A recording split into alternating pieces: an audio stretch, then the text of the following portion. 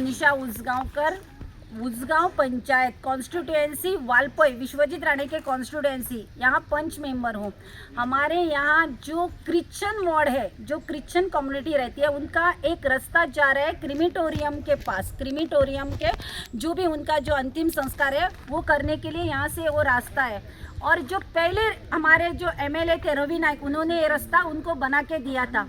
इन दिनों में उनको पता नहीं क्रीमेटोरियम जाने का रास्ता, कोई तो आता जाता नहीं है वहाँ। अचानक जब उनको ज़रूरत पड़ी आधे टाइम, उन्होंने देखा कि बीच रास्ते पे डामरी रास्ता किसी ने तोड़ के बीच रास्ते पे घर बनाया है। एज अ पंच उन्होंने मुझे आके बोला कि पंच मेंबर ऐसा ऐसा किया है। तो मैंने देखा कि अरे घर बनाया, लाइट का कनेक्शन है, पानी का कनेक्शन है। तो मैं खुद पंच होके पंचायत में जाके सरपंच और सेक्रेटरी को पूछा ये किसने दिया।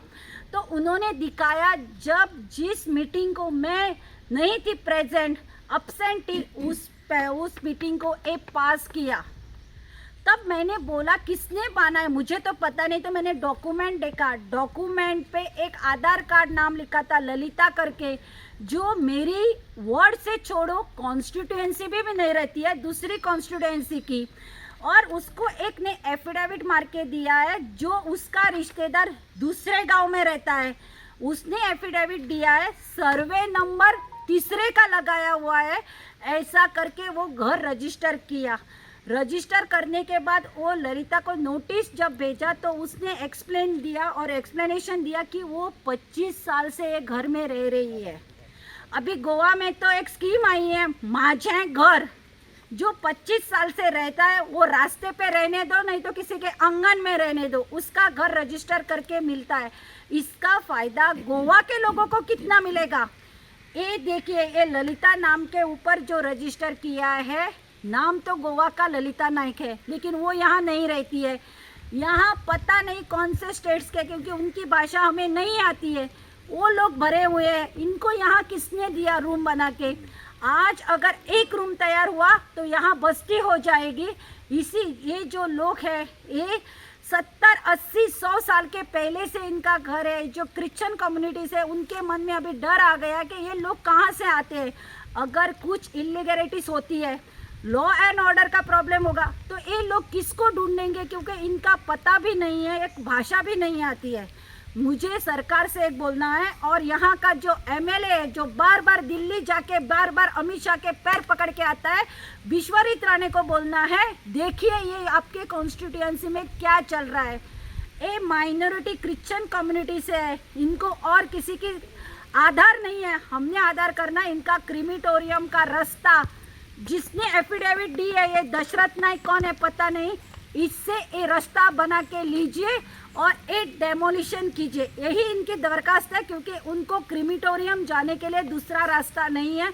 ये टोटल मुझे लगता है 140, 150 पॉपुलेशन यहाँ है, इनका अभी क्रीमेटोरियम कहाँ है। पक्का रास्ता था, आप डामर देख सकते हैं। पहले बहुत साल, मुझे इनको मालूम भी नहीं, पोर्तुगीज टाइम से, जब से वो कच्चा रास्ता था। जब एमएलए जब था रवि नायक, अभी हमारी कॉन्स्टिट्यूएंसी डिलिमिटेशन होने के बाद हमको वालपई में डाला, तो फोंडा के जो एमएलए थे, उन्होंने 2006 में पक्का डांबर का रास्ता बना के दिया था। अभी वही मैं बोल रही हूँ, डांबर का रास्ता किसी ने कट करके बीचों बीच घर बनाया है। यहाँ से आपको डांबर रास्ता दिखेगा, बाजू में दिखेगा, बीच का घर दिखेगा।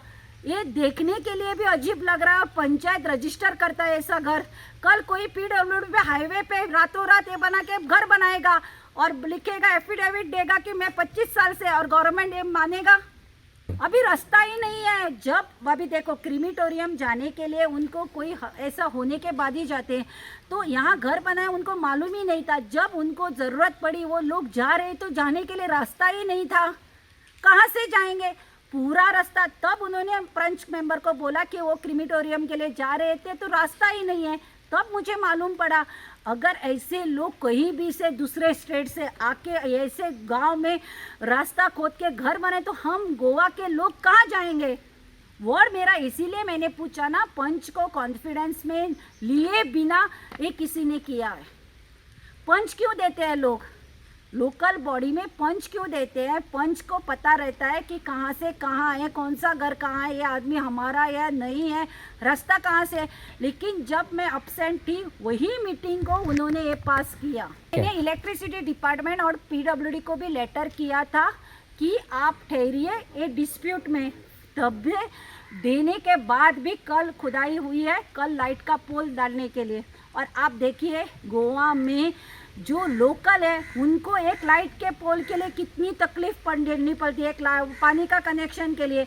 और ये बाहर के लोग आते हैं, एक दिन में उनको कनेक्शन मिलता है। इनके ऊपर किसका हाथ है? एक गवर्नमेंट किसके लिए बना है पता नहीं।